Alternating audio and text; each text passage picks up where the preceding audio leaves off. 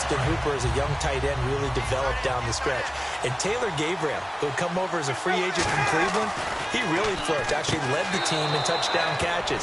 But there's only one Julio Jones, and you want to get the ball to him as much as possible. Not a bad way to start it. And I think that that was part of their script, because so many teams script their opening possessions, and whether it's just that possession or even deeper into the half, sometimes there's 15 to 30 plays. That had to be one in there where they call a shot play. Go for the big one, and they got it done.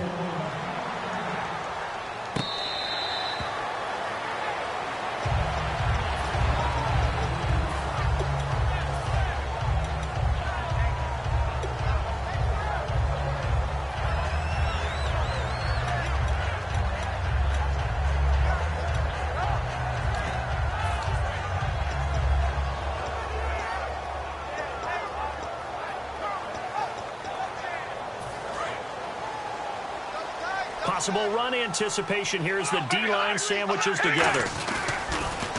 They begin the drive with a run by Murray. And he will lose yardage here back at the 23-yard line. It's a loss of 2 there, bringing up second down. For those who watch the game and want to question the courage of the guys who play on the corner, how about when you see a toss sweep coming your way, yet you still go into the backfield, get past the blockers, and make the tackle? That's big league. 2 yards gets them back to where they started, but now 3rd and 10.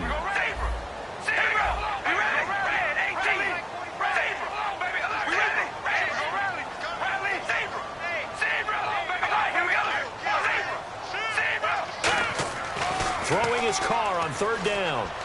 He's going to wind up and air it out. And that one incomplete. Had some position but couldn't hold on, and it brings up 4th down. Here's Marquette King now to kick it for Oakland.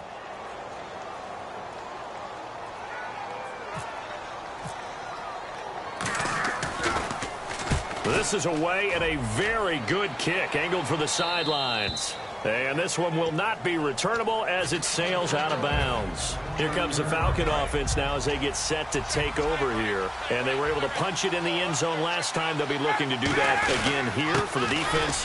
Obviously, they'll be looking to stop them from punching it back in the end zone. It always is punch-counter-punch, isn't it? And which team has the advantage? Well, let's just go back. Last time on offense, they rolled downfield, got into a good rhythm. You can see a little more bounce in and out of the huddle. You can see the sideline really get into the game.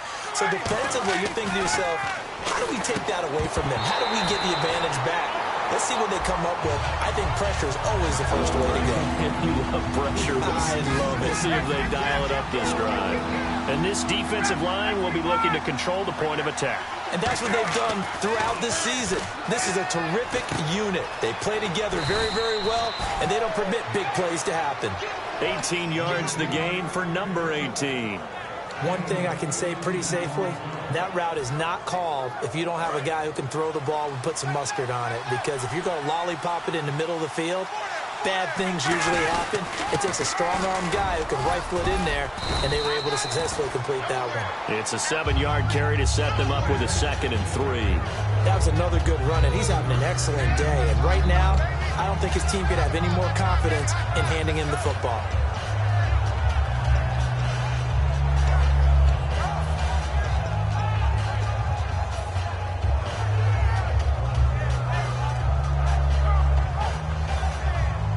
And the offense still has a couple plays to go to pick up the first on 2nd down and 3.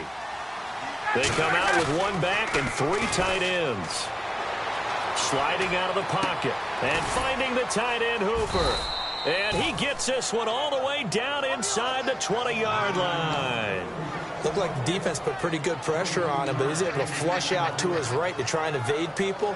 On the run, had to get on his horse. Still accurately throws a nice pass for a 1st down. Alongside Charles Davis, Brandon Gaudin, it's the Falcons in possession.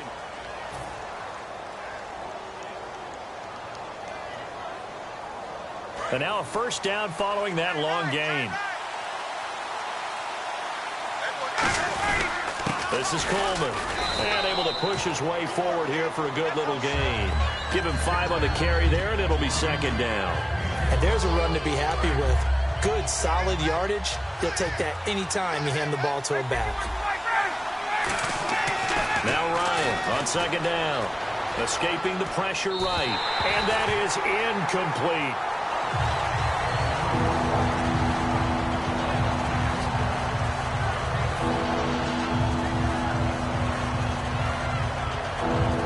Play number 7 now coming up on the drive. 3rd and 5.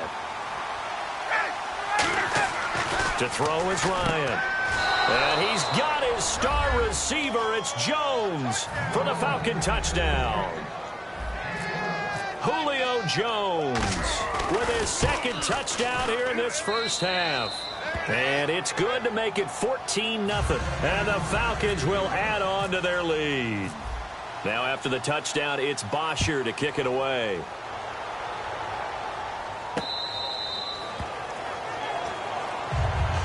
And now Oakland ready to take the field. And the last drive, their first drive, 3 and out. What changes here, if anything? I think it's making sure the guys that you trust the most with the ball, the biggest playmakers you have, that they touch it on this possession to try and get things moving. So get it to the horses. Without a doubt. They're the ones that typically end up in the end zone. A handoff. It's Murray. And he'll go down right at the 30-yard line. Murray had the 1,000-yard season in 2015, followed that up with 788 last year. Now, also in the mix in Oakland, you had Washington, you had Richard. How do you see this backfield playing out going forward? I think you'll see a similar combination going forward. I think that's one of the reasons that he dropped from a 1,000-yard runner to 788, because they had other options. They're able to bring in Washington, Richard. They can use different plays for those guys, a lot of versatility, and really upgrade their offense with an infusion of speed. But Latavius Murray, I think he'll still continue to be the lead guy out of that trio.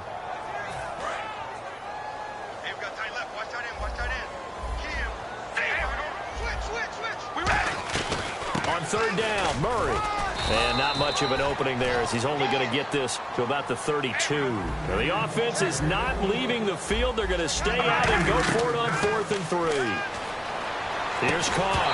And this is incomplete. So certainly an interesting call there to go for it. And the Falcons will take control of the football in great field position. Here comes the Atlanta offense now ready to take over here. And they'll just simply be looking to build off the confidence of the last time out where they scored a touchdown. And confidence is powerful, isn't it? When you've scored once, you feel like you can go back out there and get it done again.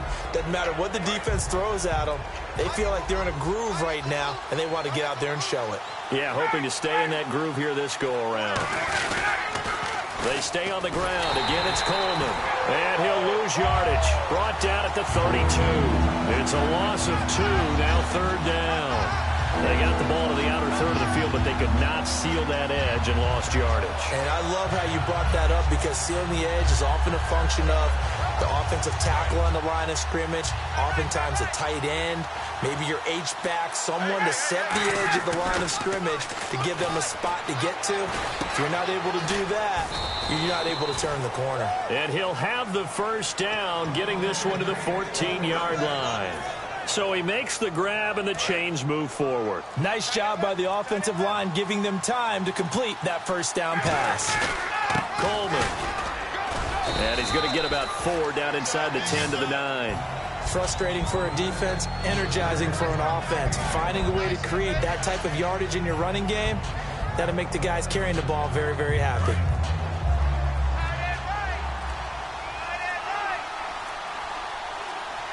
Time running out here on the play clock.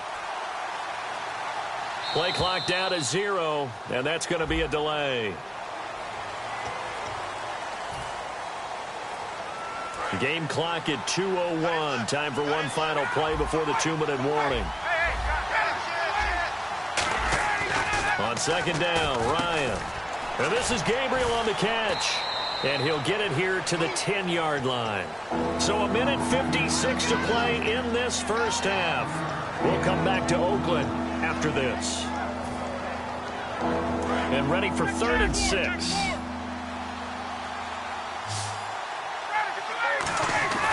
On 3rd down, Ryan. And he'll be hit as he releases it, and that'll fall incomplete. Putting pressure on the guy throwing the football is always good, but when you can couple that with contact on him that leads to an incompletion, as we just saw there, that's winning football. And the 14-year trusty veteran able to knock it through. And the lead will grow. It's now 17-0. So it's a 7-play drive, but it stalls out in the end. Let's credit the defensive front seven. They were a little leaky at the start of the drive, but they stiffened toward the end. And now Oakland ready to take the field. And last time, went for it on 4th, didn't get it. We'll see if they can pick themselves up off the mat and do better this go-around. Sometimes I have this vision of coaches writing notes to themselves before a game. And sometimes that note says, be aggressive, stay aggressive. Maybe that's what we saw in the last possession. Yeah, they were very aggressive. This time, will it result in points? We'll find out. And they're able to get this one across the 35. That one goes for 13 yards, and it moves the sticks. Absolutely love the run right there. This guy's known for his quickness, but also for his speed. He's able to get to the second level almost before you blink if you give him any type of blocking. Always talk about slot receivers, and they're usually known as quicker than fast. In this case, we've got a guy who's quick and fast, and he used it to great advantage. They're going to hurry back to the line now.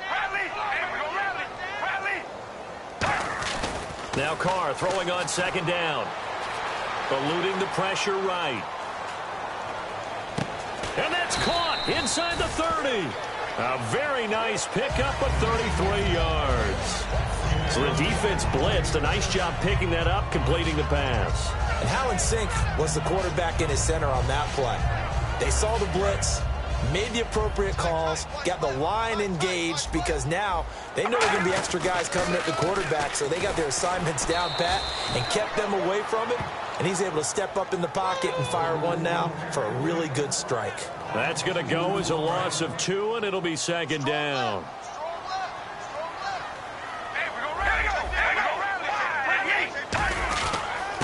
They'll give it to him right up the gut. And he's going to fight his way forward here for a modest gain.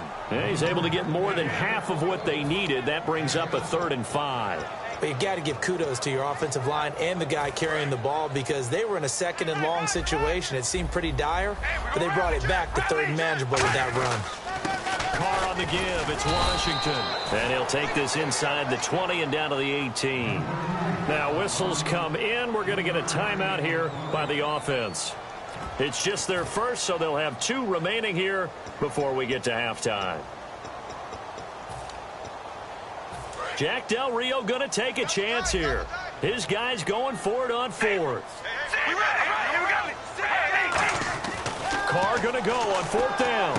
Trying for his tight end Rivera, and it's intercepted. A great read, and it's picked off. And now the rookie's free. Past the 20.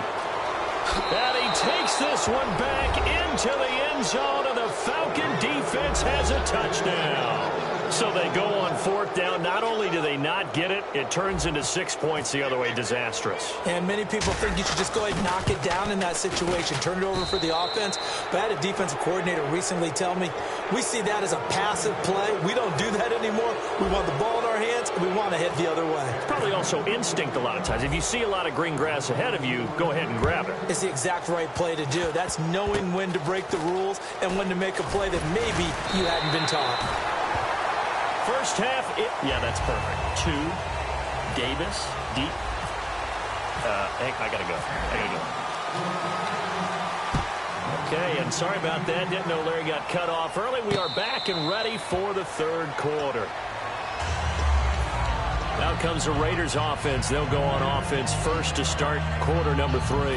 They come out here with a 0 on the scoreboard. What was said in that locker room? That's what I want to know. I would love to have been in there because we often have the feeling that there's a lot of shouting, screaming, people upset. But typically, halftime locker rooms are a lot more clinical than that. And in this case, are they upset that the plays weren't working because of execution, or did they think they were just bad plays to call? Yeah. We'll find out pretty quickly here if they feel like they had something going, but they just need to do it a little bit better or not. We'll find out. And now they're in the hurry-up. Brandon, that play typifies what we've seen from the offense all day long. They've had no success getting things going. I think for the offensive coordinator, he's got to go to that side of the play sheet that says try something different, try some specials, something they haven't seen all day to try and get this offense kick-started. Watch left. Tight end to the left. Carr gives it off to to Washington. And he's able to get up here to the 26. And a tough ask here. They're going to go for it on 4th down and 9. Here we go on 4th down with Carr. Flush to his right. A hit as he throws, and this is going to be incomplete. Boy, a curious decision to go for it. Doesn't pan out, and the Falcons will take control of the football in great field position.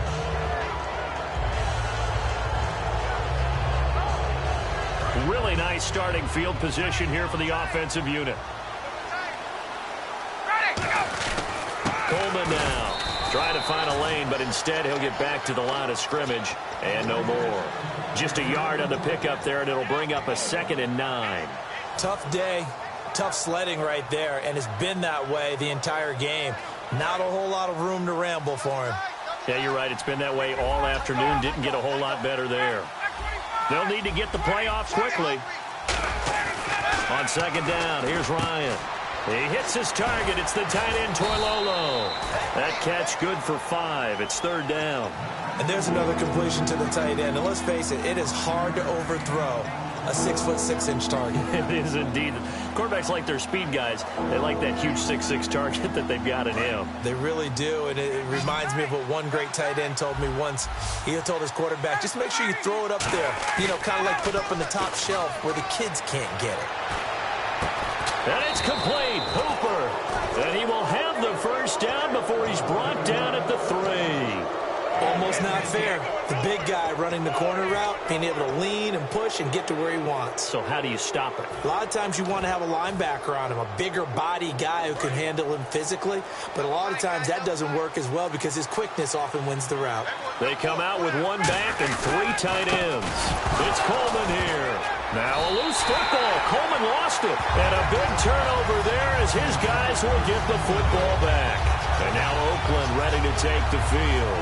And last time they were very fortunate, this offense. They went for it on 4th, turned it over in their own territory, but the other guys held up. They didn't give up any points. So how about the guy with the #1 headset on the sidelines, the head coach? That was planned going into it, not necessarily to not get the 1st down or to have the defense have to hold it. He trusted his defense. Trusted his defense very much, and I think that's how he's going to play this game. Go for it, be aggressive, because I've got the wild bunch backing me up over here on my own sideline. Yeah, we'll see what his offense can do. Looking to speed things up here, going with some tempo. And while there was no gain on that run, we do know coaches whose identity is rooted in taking it almost to the limit and then changing things up on you down the stretch. I think we're getting really close. Looking for Cooper, and it's intercepted. Picked off by Robert Alford. And he takes this one back into the end zone, and the Falcon defense has a touchdown. I don't know who all is to blame there, but I love seeing pick sixes. Nothing like seeing someone pluck it out of the air and go the other way and see people try to change directions. Hard to do. So they throw the pick six. They'll get another shot at it now as this one's in the air.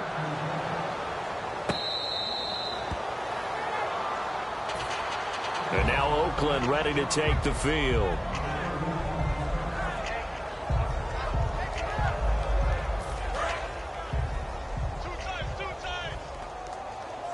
Shift together here from the D-line. Wide at the 8. Check 4.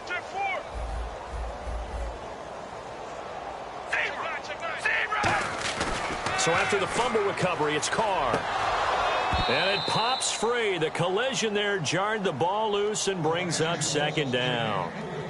Well, you mind if we go off topic for a second? No, let's go. I like to do that randomly. AFC playoff contenders for this year that didn't make it last season. Who do you have that might get in? Well, I think Cincinnati's got to be considered there. Maybe they'd have an offseason that's calm, and they go into this season and try and get back to the playoffs where they've been perennials. How about Denver? Yeah. Remember last year, they didn't have the quarterback to start. Trevor Siemian played pretty well overall, but maybe they can get solidified there and ride that strong defense right back into the playoffs. I'm going to give you a couple a little bit off the pace. Indianapolis cannot afford to squander Andrew Luck, one of the better young quarterbacks in the game. They've got to get back to the playoffs. And Buffalo, brand new head coach, brand new people running the ball club. Let's see if they can figure it out, because I think defensively they can be awfully strong. They do go for it. It's Carr. And he's going to be intercepted a third time. A great read, and it's picked off. And he takes this one back into the end zone, and the Falcon defense has a touchdown. Short throw, pick six right there. Those linebackers, they love when those short throws come and those eyes get real wide, don't they? How about the anticipation on the play? Reading, reacting, and then the ability to catch the football and take it in the opposite direction. So they'll get another shot on offense following that pick six, and now the kick is away. And now Oakland ready to take the field.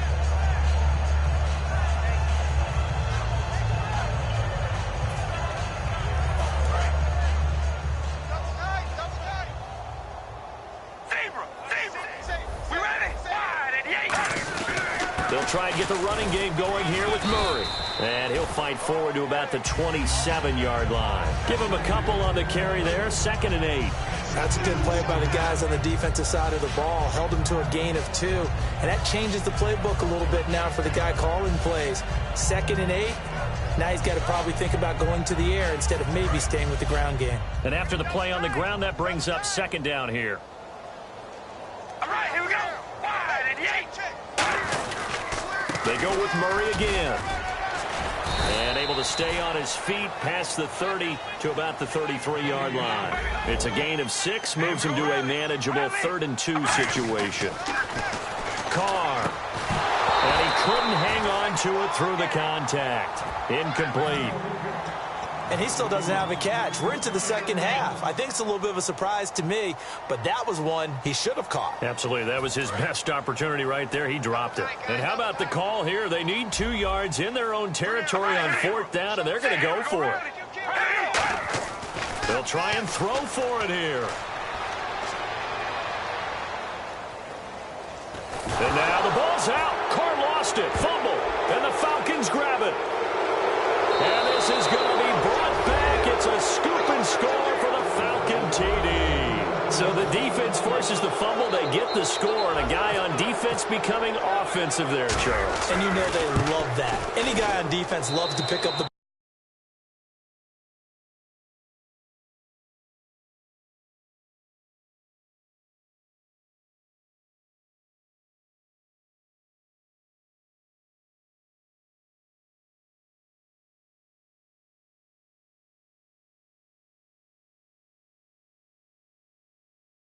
his hands and try and score himself.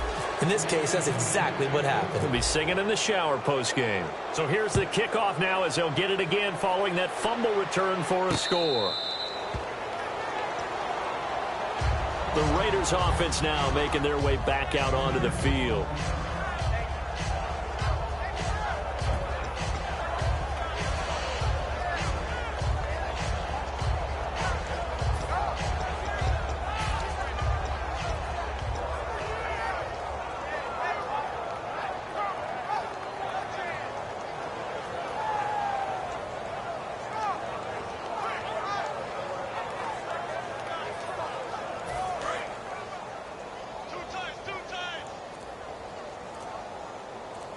Murray, the lone setback. And he'll get it up the middle. And his rough afternoon continues. He's going nowhere again. No gain on the play there. 2nd down. So nothing there. I don't know that that's all in the back, though. You got to look at blocking there, don't you? I would agree with that totally. At some point, they have to win at the point of attack. Instead, it was the defense getting it done again and holding them to no gain.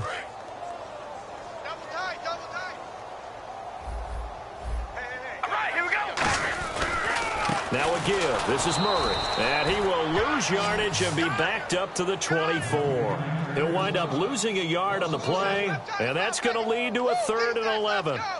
Let's go.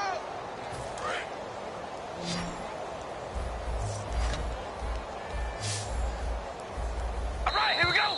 Wide and 8. Back now in the East Bay.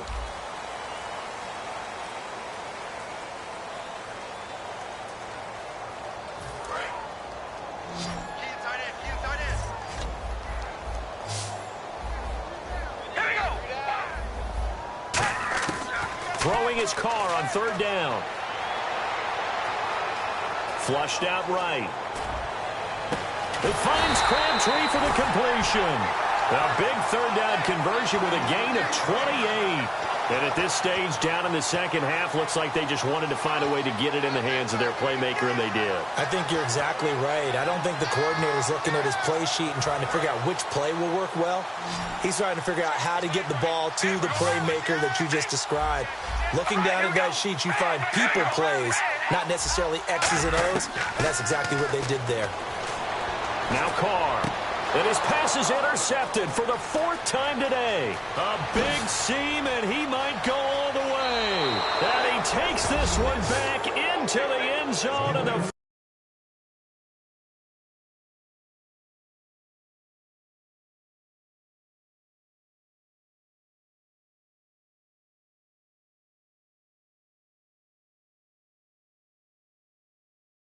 defense has a touchdown. Bryant now to tack on the extra point. And this one was over a while ago as they just add on to their big lead.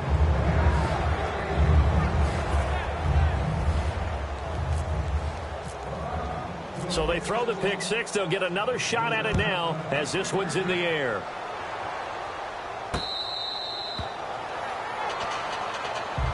And now here come the Raiders. And following the pick six, and they had decent field position in throwing that pick six. We'll see how they attack this drive.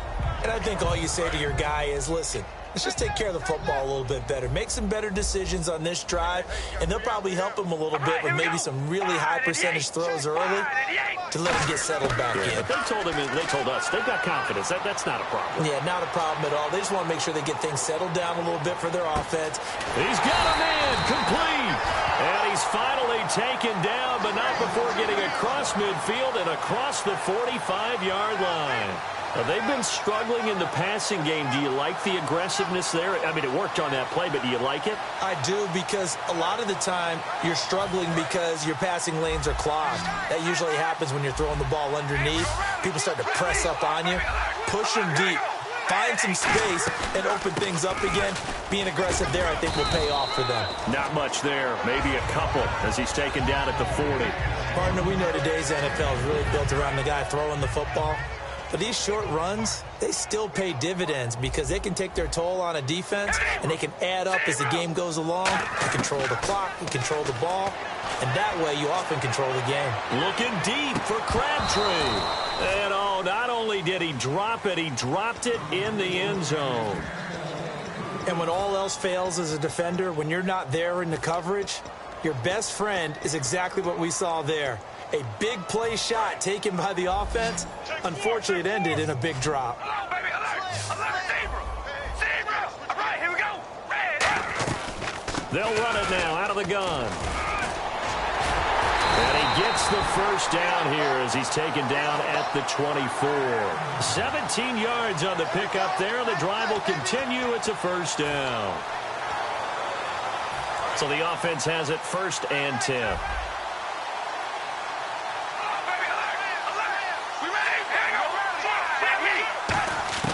On 1st and 10, here's Carr. Throw left side to the tight end, Walford. A good pickup there. 8 yards on the first down completion. Seeing that play and understanding just how tough it is to cover tight ends, especially the ones running around the NFL nowadays, makes me glad I didn't make it in that league. I would have a really difficult time. But now you get to sit up here with me. Yeah, and that's fun, isn't it? And put a really nice game right there on first down for them. Brings up a nice second down for them. A solid pickup at 13 sets him up 1st and goal. One of the selling points of the in route is it gives the quarterback a really nice sight line to his receiver and almost on a direct shot able to throw the ball into the middle of the field and have a great chance of success as they did on that play. Now they'll run. Murray. Able to get a couple here, but won't get across the plane as they stop him right around the 1.